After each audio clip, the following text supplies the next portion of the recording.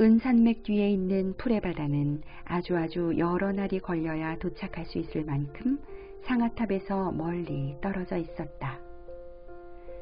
그곳은 실제로 바다만큼 넓고 크고 평평한 대초원이었다. 윤기 흐르는 풀이 사람 키만큼 자라 있었고 바람이 그 위를 스쳐 지나갈 때마다 대양에서처럼 평야 위로 물결이 일어나 물처럼 쏴쏴 소리를 냈다. 이곳에 사는 이들은 풀사람 또는 초록피부 종족이었다. 머리카락은 검풀을 얻는데 남자들도 머리가 길었고 종종 닦기도 했으며 살갗은 올리브빛처럼 약간 갈색이 도는 암록색이었다. 그들은 너무나 검소하고 엄격하며 강한 생활을 했고 부모들은 사내 아이건 계집 아이건 상관없이 아이들을 용감하고 관대하며 자부심이 강하게 키웠다. 아이들은 더위와 추위, 지독한 궁핍을 참아내는 것을 배워야만 했고 용기를 입증해야 했다. 초록 피부들은 사냥꾼 종족이었기 때문에 이런 것이 필요했다. 그들은 사는 데 필요한 모든 것을 억세고 섬유질이 많은 대초원의 풀로 만들거나 풀의 바다에서 거대한 무리를 지어 돌아다니는 자줏빛 물소들에게서 구했다. 자줏빛 물소는 보통 황소나 암소보다 2배쯤 크고 길며 비단처럼 빛나는 붉은 자줏빛의 털을 가졌고 끝이 단도처럼 날카롭고 단단하고 어마어마하게 큰 뿔을 가졌다. 대개 물소들은 평화롭게 살았다. 그러나 위험을 감지하거나 공격을 받았다고 느끼면 마치 자연의 힘처럼 무시무시해질 수 있었다. 초록 피부족 말고는 아무도 감히 이 물소들을 사냥하려고 하지 않았다. 게다가 초록 피부족은 오로지 활과 화살만으로 물소들을 사냥했다. 그들은 기사다운 전투를 선호했기 때문에 짐승이 아니라 사냥꾼이 목숨을 잃는 경우가 허다했다. 초록 피부족은 물소를 사랑하고 섬겼으며 물소에게 죽임을 당할 준비가 된 자만이 물소를 죽일 권리가 있다고 믿었다.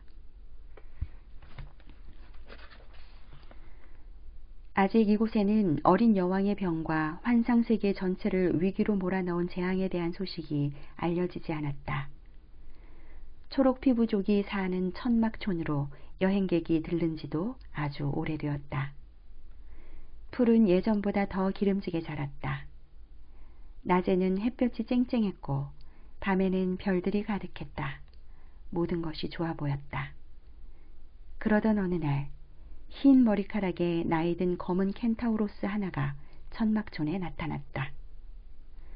털가죽에서는 땀이 뚝뚝 흘렀고 모습은 지칠 대로 지쳐 보였으며 수염이 가득 난 얼굴은 비쩍 마르고 해쓱했다. 머리에는 골풀로 엮은 기묘한 모자를 쓰고 목 언저리에는 황금 부적이 달린 메달을 걸고 있었다. 카이론이었다. 카이론은 천막들이 원을 그리며 빙 둘러싼 빈터 한가운데에 서 있었다. 그 빈터는 원로들이 회의를 하기 위해 모이거나 축제날 춤을 추고 옛 노래를 부르곤 하는 곳이었다. 그는 기다리며 주위를 둘러보았다. 그러나 주위에는 아주 늙은 할머니, 할아버지들과 어린아이들만 모여들어 호기심 어린 눈으로 그를 뚫어지게 쳐다보았다. 카이로는 조급해서 발굽을 쿵쿵 굴렀다. 사냥꾼들은 어디 있어? 카이로는 힝힝거리더니 모자를 벗어 이마를 닦았다. 아기를 안고 있던 머리가 하얗게 센 여자가 대답했다. 다 사냥하러 갔다우. 돌아오려면 사나흘은 걸릴게요. 아트레이유도 같이 갔소? 켄타우로스가 물었다. 그렇다오, 낯선 양반. 근데 어찌 아트레이유를 아시오? 난 그를 잘 모릅니다만 그를 좀 데려다 주시오. 낯선 양반, 그 아이는 아마 오려고 하지 않을 거요. 오늘은 그의 사냥날이거든. 사냥은 해질 무렵에 시작될 거요. 무슨 말인지 알겠소? 지팡이를 쥔 노인이 대답했다. 카이로는 갈기를 흔들며 발굽을 쿵쿵 굴렀다. 난 모르오.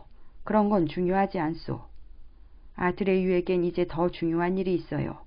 내가 지닌 이 표시를 아실 테죠? 그러니 아트레이유를 데려오시오. 그 보석이군요. 작은 계집아이가 말했다. 어린 여왕이 아저씨를 보내셨군요. 그런데 아저씨는 누구세요? 내 이름은 카이론이요. 의사 카이론. 당신들에게 이 이름이 무슨 의미가 있겠소만. 켄타우로스가 투덜거렸다. 곱사등을 한 노파가 앞으로 밀치고 나오며 소리쳤다. 그래, 맞아. 이분을 알아. 젊었을 때 한번 봤지.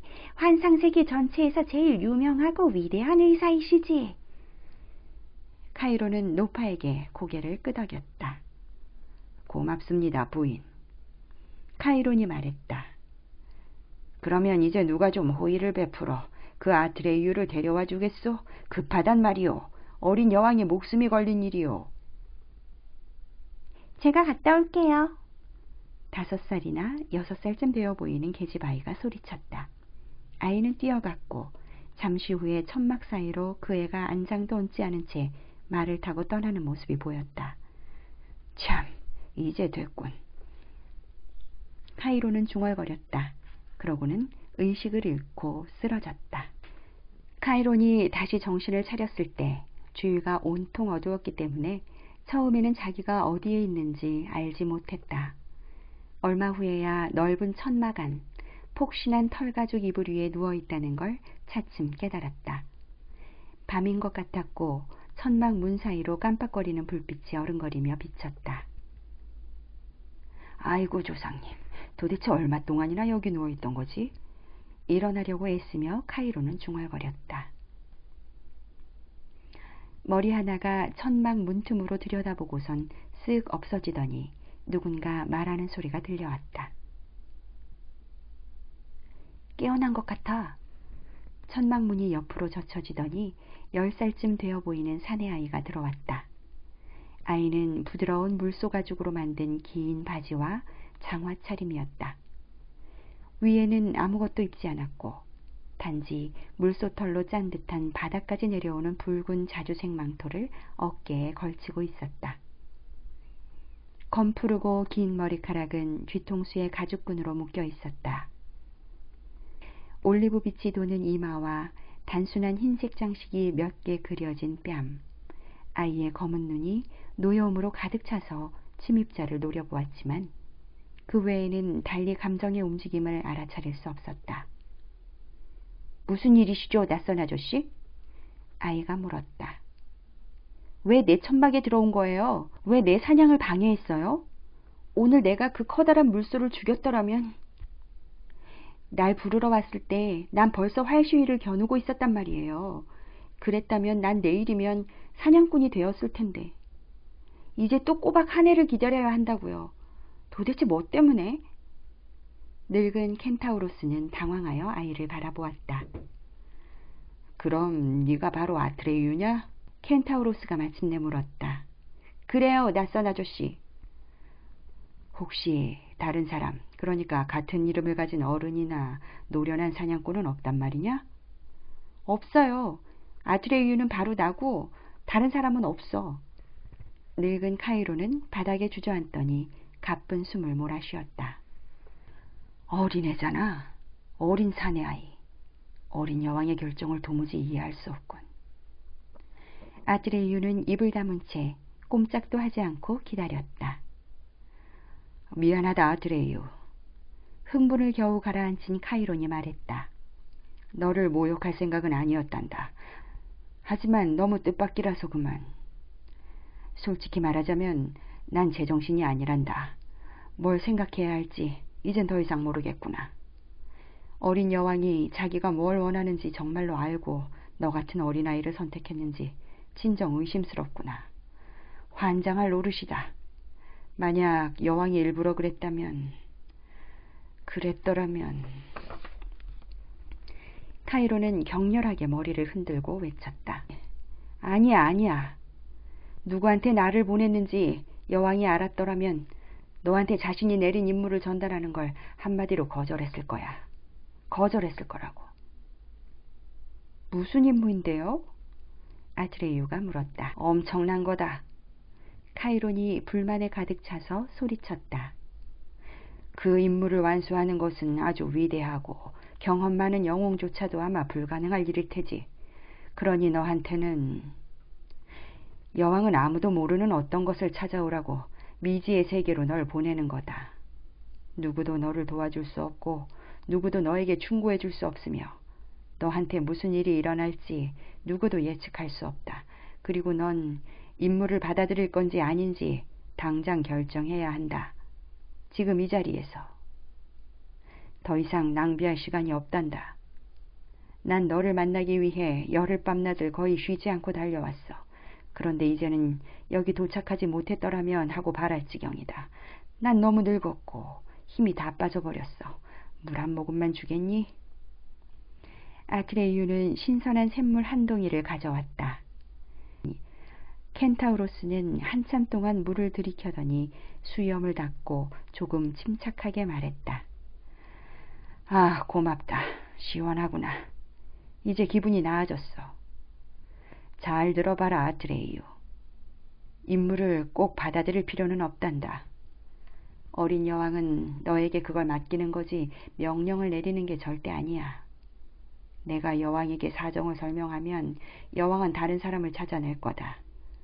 네가 어린 소년이라는 걸 여왕이 몰랐을 수도 있다. 너를 다른 이로 착각했다는 게 유일한 설명이 되겠지. 임무가 뭔데요? 아트레이유가 물었다. 어린 여왕을 치료하는 약을 찾아내는 것.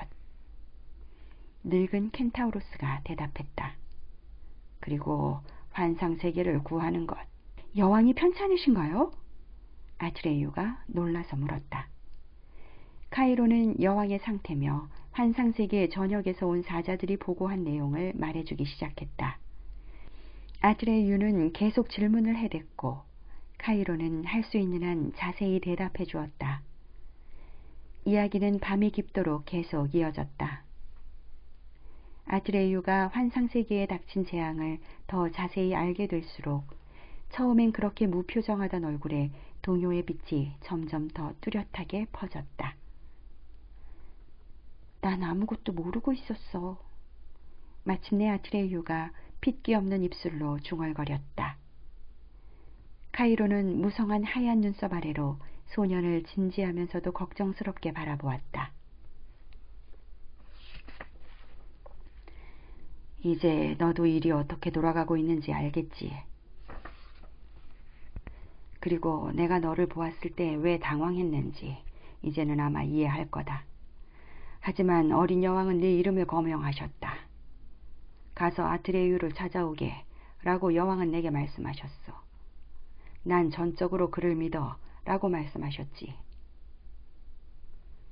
나와 환상세계를 위해 대터맘을 떠날 것인지 그에게 물어보게 하시고 왜 여왕이 너를 지명했는지 난 모르겠다.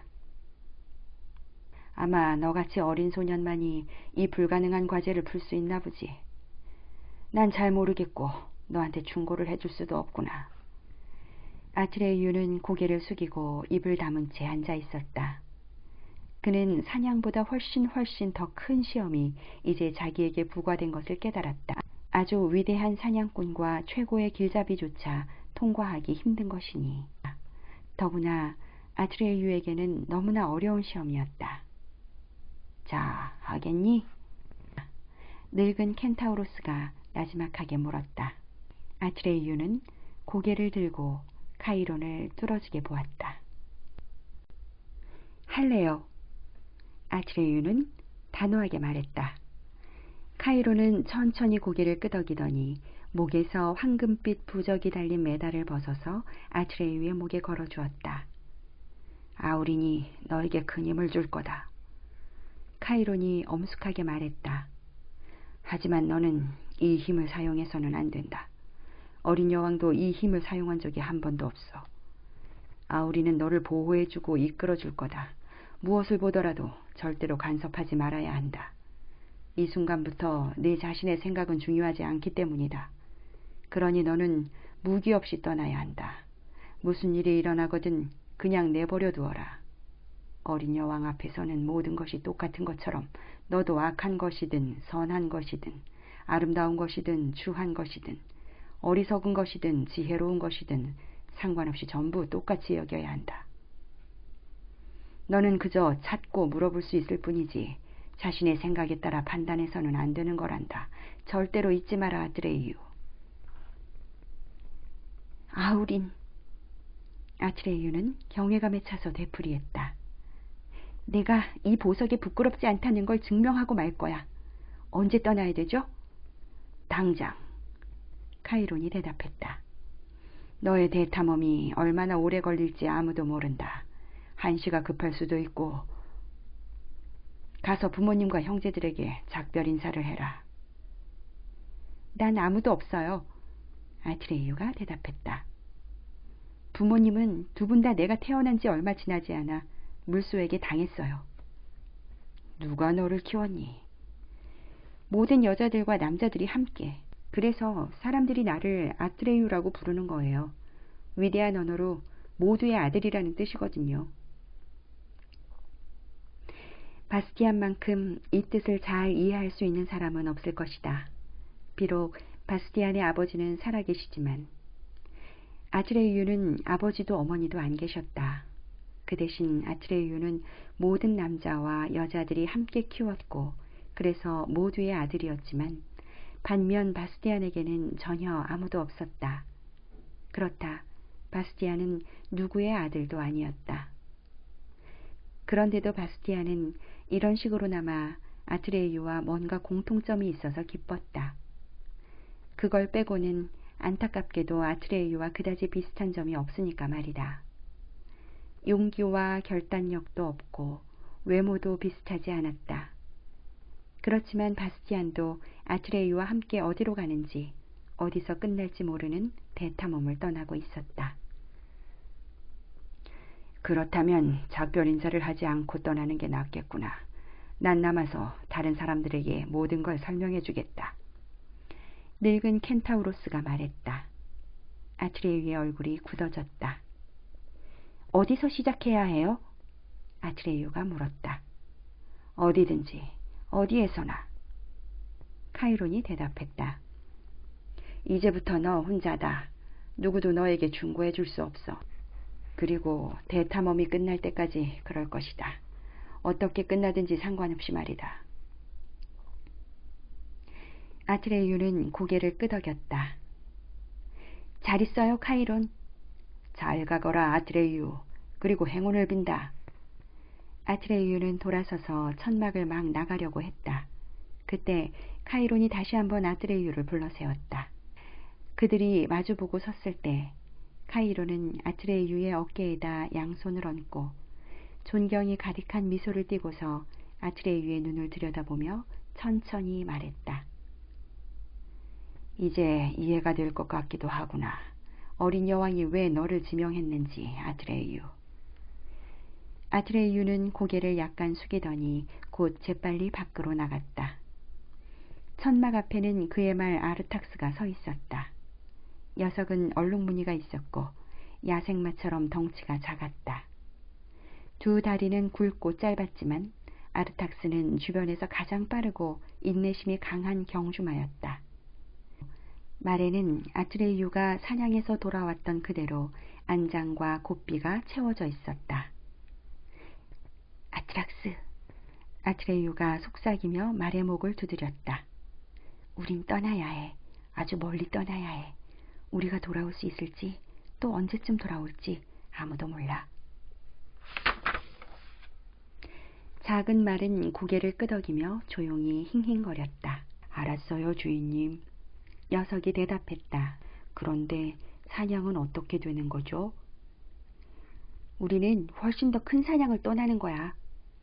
아트레이유는 대답하고 안장에 올라탔다. 잠깐만요, 주인님. 작은 말이 힝힝거렸다. 무기를 가지고 가야지요. 화살과 활도 없이 떠나시려고요? 그래, 아르탁스. 아트레이유가 대답했다. 난 광채를 달고 있기 때문에 무장을 하면 안 돼. 호, 작은 말이 외쳤다. 어디로 가야 하죠? 네가 원하는 곳으로, 아르탁스. 아트레유가 대답했다. 지금 이 순간부터 우리는 대탐험을 하는 거야. 아르탁스와 함께 둘은 떠났고 밤의 어둠이 그 둘을 삼켜버렸다. 같은 시간에 환상세계 다른 곳에서는 아무도 보지 못했고 아트레유도 아르탁스도 카이론도 눈꽃만큼도 예상하지 못했던 어떤 일이 벌어지고 있었다. 멀리 떨어진 황야에 어둠이 몰려들어 아주 크고 희미한 형체가 만들어졌다. 어둠은 점차 짙어져 그 형체는 칠흑 같은 밤 한가운데서도 검은색으로 된 거대한 몸뚱이로 나타났다.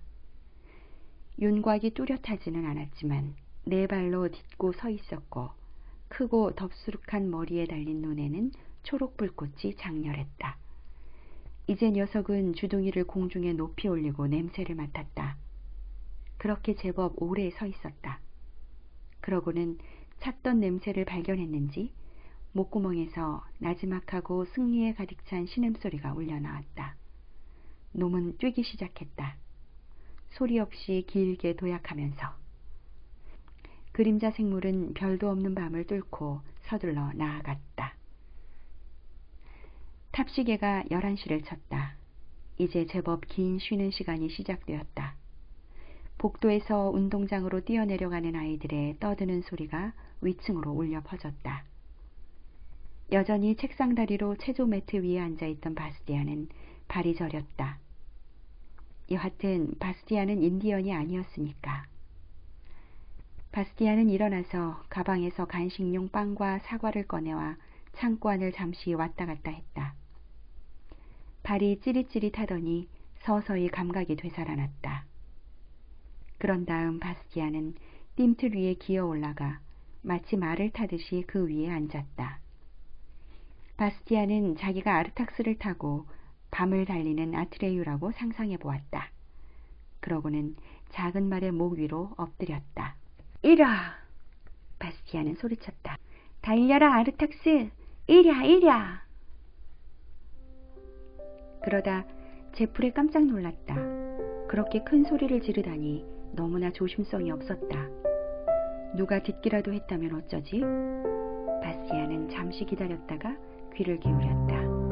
하지만 운동장에서 여러 명이 떠드는 소리가 들릴 뿐이었다. 조금은 겸연쩍어 하면서 바스티아는 뜀틀에서 내려왔다. 정말이지 어린아이처럼 굴었잖아. 바스티아는 간식용 빵의 포장을 열었다. 사과도 바지에 대고 윤이 나도록 문질렀다. 하지만 사과를 한 입 물려고 하다 움찔했다. 아니지.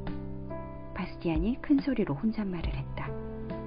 비축 식량을 세심하게 나눠야 해. 이걸로 얼마나 버텨야 할지는 모르는 일이니까. 바스티안은 내키지 않는 마음으로 빵을 다시 싸서 사과와 함께 책가방 안에 도로 집어넣었다. 그러고는 한숨을 내쉬며 다시 체조 매트 위에 앉아 책을 집어들었다.